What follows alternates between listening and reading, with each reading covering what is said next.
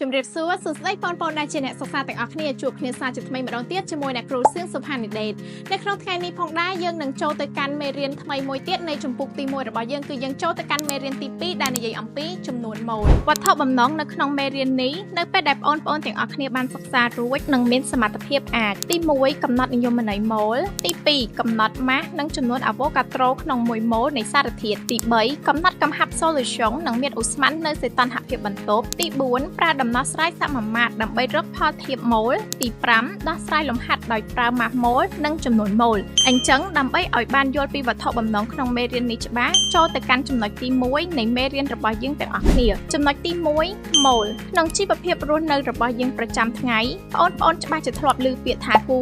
ឡូរ៉ាមជាដើម1គូស្មើ2សំដៅទៅលើស្បែកជើង1ឡូស្មើ12សំដៅទៅលើផ្លែឈើ1រ៉ាមស្មើ500សន្លឹកសំដៅទៅលើក្រដាសរ៉ាមដោយទៅនឹងຂະຫນាតខាងលើដែរក្នុងគីមីយើងគេប្រើពាក្យថាម៉ូលដើម្បីប្រើចំពោះអាតូមឬភាគល្អិតនៃធាតុគីមីដែលមានទំហំតូចឬមិនអាចកាន់ឬរាប់បានដូចនេះនិយមន័យនៃពាក្យម៉ូលគឺជាបរិមាណកំណត់នៃសារធាតុមួយដែលបង្កដោយភាគល្អិតចំនួន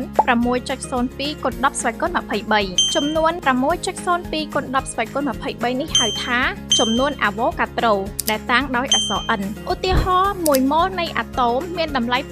6.02 គុណ10ស្វ័យគុណ23អាតូម1ម៉ូលនៃភាគល្អិតមានតម្លៃ 6.02 គុណ10ស្វ័យគុណ23ភាគល្អិតចំណុចទី2ម៉ូលនៃអាតូម molecule និងឧស្ម័ន 2.1 ម៉ូលនៃអាតូមនៅក្នុងទីពិសោធន៍បើយើងថ្លឹងកាបូន12ក្រាមនោះមានអាតូមកាបូនស្មើចំនួនអាវ៉ូកាដ្រូឬស្មើនឹង1ម៉ូលដូចនេះម៉ាស់ម៉ូលជាម៉ាស់1ម៉ូលនៃសារធាតុណាមួយម៉ាស់ម៉ូលគឺជាម៉ាស់អាតូមធៀបនៃធាតុដែលគិតជាក្រាមយើងមានរូបមន្តមួយសម្រាប់គណនារកចំនួនម៉ូលដោយចំនួនម៉ូលស្មើនឹងផលធៀបនៃម៉ាស់ធាតុជាក្រាមជាមួយនឹងម៉ាស់ម៉ូលរបស់ធាតុដោយបរិមាណរូបធាតុឬម៉ូលតាំងដោយ N គិតជាម៉ូលម៉ាស់តាំងដោយ M គិតជាក្រាមម៉ាស់ម៉ូលតាំងដោយ M ធំគិតជាក្រាមក្នុង1ម៉ូលឧទាហរណ៍តើនៅក្នុង8ក្រាមស្ពាន់ធម៌មានប៉ុន្មានម៉ូលអាតូមស្ពាន់ធម៌គេឲ្យម៉ាស់អាតូមធៀបស្ពាន់ធម៌ស្មើ32ដោយយើងស្គាល់ម៉ាស់របស់ស្ពាន់ធម៌ស្មើ8ក្រាមហើយម៉ាស់អាតូមធៀបរបស់ស្ពាន់ធម៌ស្មើ32ដូចនេះយើងអាចចំនួនចូលក្នុងរូបមន្តខាងលើយើងអាចគណនារកចំនួនម៉ូលរបស់ស្ពាន់ធម៌គឺស្មើ 0.25 ម៉ូលបន្តទៅទៀតនេះចូលទៅដល់ចំណុច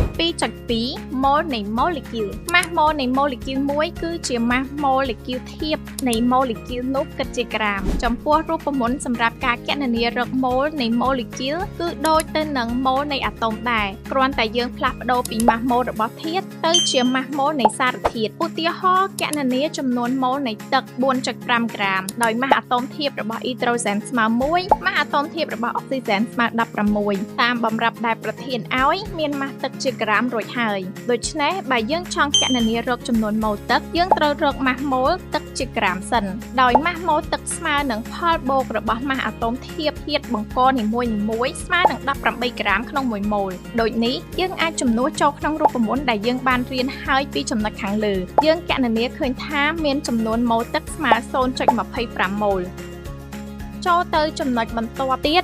2.3 ម៉ូលនៃឧស្ម័នឧស្ម័នមានដូចជាអុកស៊ីសែនអ៊ីដ្រូសែនអាសូតកាបូនឌីអុកស៊ីតមេតានជាដើមច្បាប់អាវ៉ូកាដ្រូបានចែងថាក្នុងលក្ខខណ្ឌនៃសីតុណ្ហភាពនិងសម្ពាធដូចគ្នាមាត្រប៉ុនគ្នានៃគ្រប់ឧស្ម័នតែងមានចំនួន molecule ស្មើគ្នាសម្គាល់មាត្រប៉ុនគ្នានៃឧស្ម័នផ្សេងគ្នាមានចំនួន molecule ស្មើគ្នាក្នុងលក្ខខណ្ឌដូចគ្នាតែប៉ុណ្ណោះមាត្រឧស្ម័នតែងតែប្រែប្រួលទៅតាមសីតុណ្ហភាពនិងសម្ពាធគេបានជ្រើសរើសយកលក្ខខណ្ឌពិសេសមួយឈ្មោះថាលក្ខខណ្ឌស្តង់ដា0អង្សាសេនិង1 atmosphere ដើម្បីកំណត់តម្លៃមាត្រម៉ូលដែលមានឈ្មោះថាមាត្រម៉ូលស្តង់ដាឬមាត្រម៉ូលធម្មតាហើយតម្លៃមាត្រម៉ូលស្តង់ដាគឺ Vm ស្មើ